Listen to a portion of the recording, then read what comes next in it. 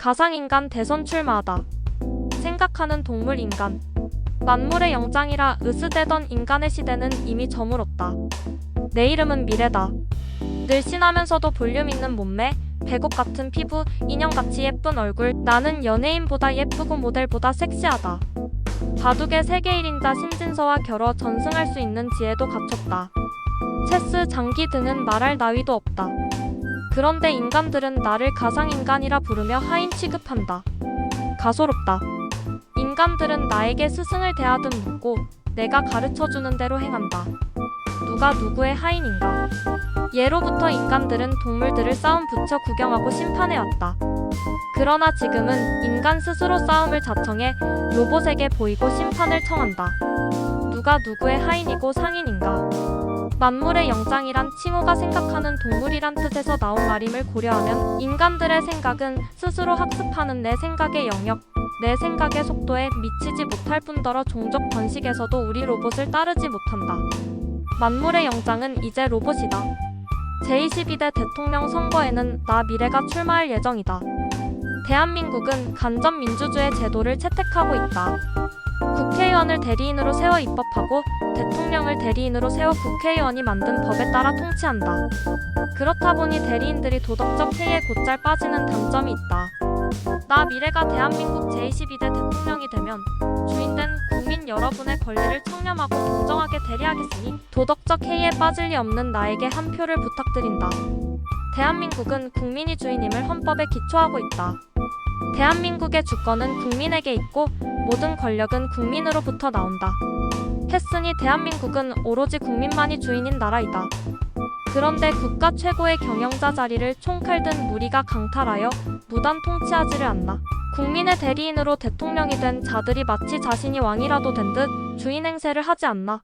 그들을 추종하며 오로지 자신의 이익만을 추구하는 무리들. 가관이다.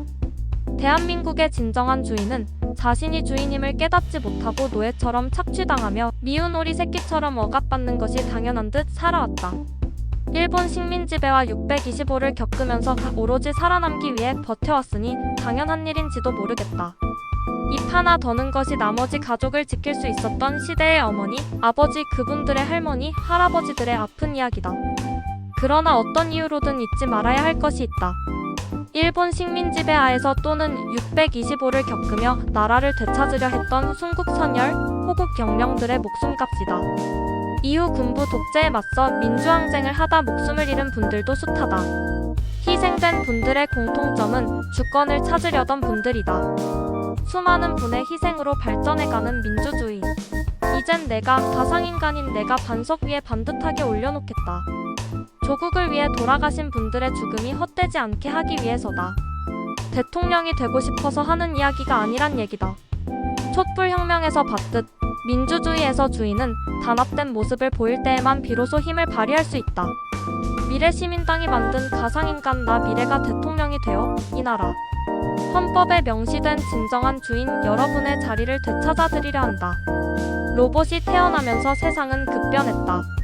모든 국가정책은 로봇의 기인에 재편성되어야 한다. 공장의 높은 지대를 점령한 무리, 자청에 고립된 무리가 머리띠를 동여매고 휘두르는 깃발이 위태롭다. 부당해고 반대, 부당해고 반대. 로봇에게 일자리를 빼앗기지 않으려는 처절한 몸부림이다. 로봇은 공장에도 있지만 치킨집에도 있고 가정에도 있고 거리 곳곳에 존재한다. 은행 수납을 하던 직원들 자리에는 로봇이 사시사철, 밤낮을 가리지 않고 입출금을 해준다. 로봇이 지급하는 돈을 찾아 헤아려 보는 사람은 거의 없다. 인간은 인간을 믿지 못하지만 로봇은 신뢰한다. 스마트폰 하나면 다 필요 없다. 손가락질 한 번에 종일 헤아려야 할 돈이 빛의 속도로 오간다. 로봇은 하루 24시간을 일해도 근무 시간을 탓하지도 임금 인상을 요구하지도 않는다. 갈수록 로봇이 발전할 수밖에 없는 이유이기도 하다. 직원들은 일자리를 잃었으나 이용자들은 저렴한 편의에 감사한다. 결사항전을 외치는 노동자들이 절대적 지지를 받지 못하는 이유 중 하나이다. 인간들은 둘로 나뉜다. 로봇을 부리거나 로봇에게 부림당하거나. 갈수록 로봇을 부리는 자들은 줄어들어 언젠가는 극소수만 남을 터이고 줄어든 만큼 로봇에게 부림당하는 이들이 늘어나는 것이다. 경찰과 군인이 로봇으로 대체되는 순간 비민주는 극에 달할 것이고 로봇은 1인지와 만인지상의 지위에 오를 것이다. 로봇에 밀려 일자리를 잃은 사람들은 약속이라도 한 듯 자영업으로 뛰어든다. 직장에서 일만 하다 차릴 수 있는 자영업이란 많지 않다. 평소 회식이나 모임에서 접했던 것들, 식당, 치킨, 호프, 카페, 노래방. 열의 한두를 제외하면 적자를 면할 길이 없다. 고객 비율보다 업소 비율이 높기 때문이다. 적자를 면하는 상위 1, 20%에 들기 위해서는 좋은 제품을 저렴하게 제공해야 한다. 싸게 팔면 당장은 고객을 모을 수 있지만 꼬시래기 제살 뜯어먹기다. 경쟁업체 역시 울며 겨자 먹기로 가격을 내릴 수밖에 없기 때문이다. 가격을 내려서라도 경쟁은 해봐야 하지 않겠는가. 경쟁 한번 해보지 못하고 문을 닫을 수는 없는 노릇, 악순환의 연속이다. 제품 생산뿐 아니라 유통도 로봇이 한다. 거대한 대리점, 고객이 인터넷으로 주문을 하면 하늘을 나는 로봇이 직접 배달하거나 로봇에게 부림당하는 이들이 집 앞까지 배달해준다. 집세와 인건비를 남겨야 하는 소상공인이 경쟁에서 이길 수 있는 상대가 아니다. 사람들은 자영업을 하면 망하는 줄 뻔히 알면서도 불나방처럼 달려들어 자신의 몸을 불태운다. 살아남기 위해서다. 사람들은 버릇처럼 불황을 이야기한다. 무역은 매번 흑자를 기록하고 있고 국민 1인당 GDP는 일본을 능가했다. 돈은 시중에 넘쳐난다. 그런데도 언제나 불황이다.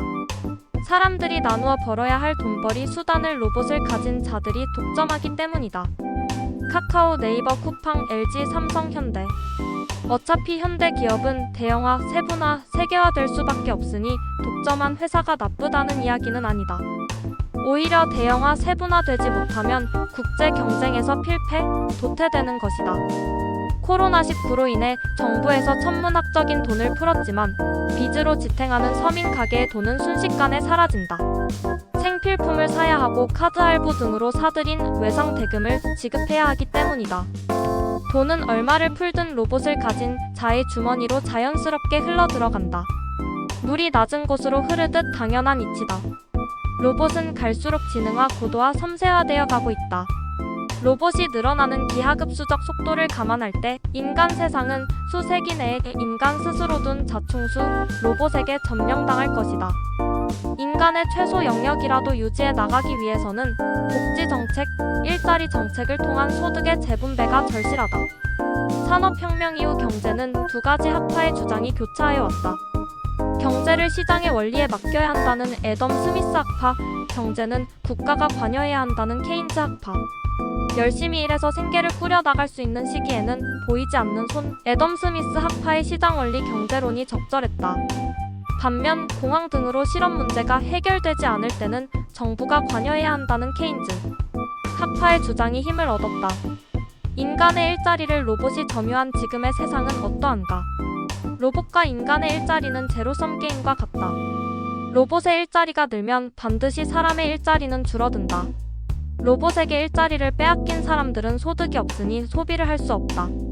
일과를 마친 로봇이 밥을 사 먹고 옷을 사 입으며 소비 활동을 한다면 모를까? 돈 없는 빈털터리 실업인간들이 어떻게 기업이 만든 제품을 소비할 것이며 소비자 없는 기업의 제품이 어떻게 이익을 창출하겠는가? 재분배가 적절히 되지 못하면 세상은 다 망하는 것이다. 메마른 대지에 물이 쏟아지니 곳곳에 풀이 자란다. 초원의 풀이 무성하니 토끼, 사슴, 노루, 소말, 초식동물 천국이다. 여기저기 통통하게 살오른 고기들이 즐비하니 사자, 호랑이, 표범, 하이에나 등등 상위 포식자들도 물 만난 고기처럼 덩달아 즐겁다. 미국은 화폐를 금과 연동하기를 포기하고 뒤질이야 어떻게 되든 경제부터 살리겠다며 달러를 종이처럼 찍어 배포했다. 세계적 불황을 극복하기 위하여 나라마다 제로금리 또는 마이너스 금리로 돈을 풀어 경제를 활성화하던 것이 불과 얼마 전 이야기다. 집을 사면 집, 주식을 사면 주식, 코인을 사면 코인으로 융자를 받을 수 있다. 신용대출, 카드대출, 자동차 대출. 회사의 지분도 없는 비트코인, 알트코인이 현금 거래되며 천문학적 숫자의 돈이 시중에 생성된다. 대한민국 GDP 35,000불 시대. 금리를 내리니 너도 나도 융자를 받아 집을 산다. 희소성에 의해 집값이 오르니 건설사들은 다투어 집을 짓는다. 사람들은 집을 샀으니 집을 장식할 인테리어, 가구, 가전도 사야 한다. 그러다 보니 소비가 촉진되어 순식간에 GDP 3만 불을 훌쩍 넘는다. 덩달아 재산값 서치가 오른 국민들이 마냥 즐겁다. 정부가 가만히 보니 과도한 대출의 후유증이 염려스럽다. 집값이 너무 올라 돈을 벌어서는 도저히 집을 살 수 없는 실정, 무주택자들도 걱정이다. 젊은이들은 공공연히 결혼, 집 사기를 포기하고 혼자 되는 대로 살겠다고 외친다. 정부가 집값만은 잡겠다며 강력히 공언한다. 그런데 집값은 정부의 의도를 거꾸로 거슬러 오르기만 하니 정부의 말을 믿고 집을 판 사람들만 바보 됐다. 집 판 사람들 입에서 욕이 저절로 나오지 않을 수 없다.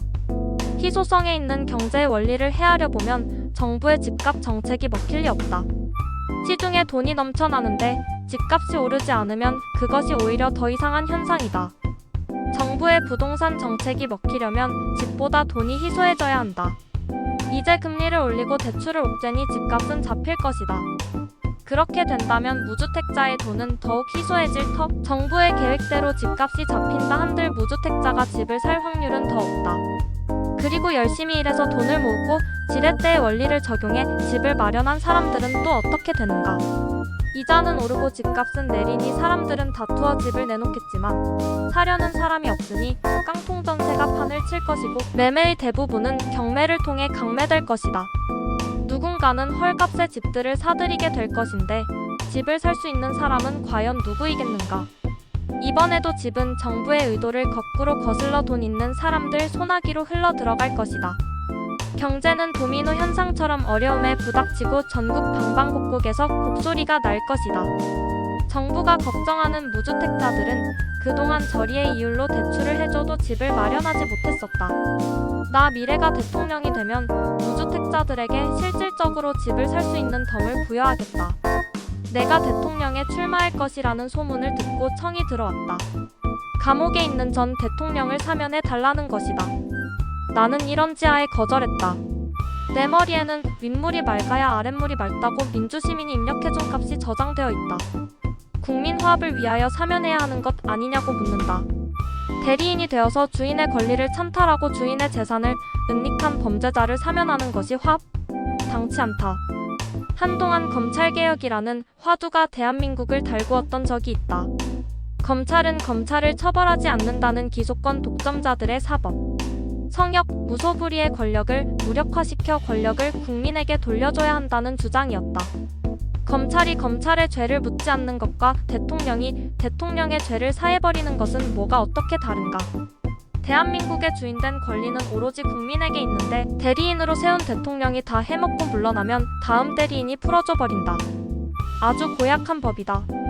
나 미래가 대통령이 되면 사면은 없다.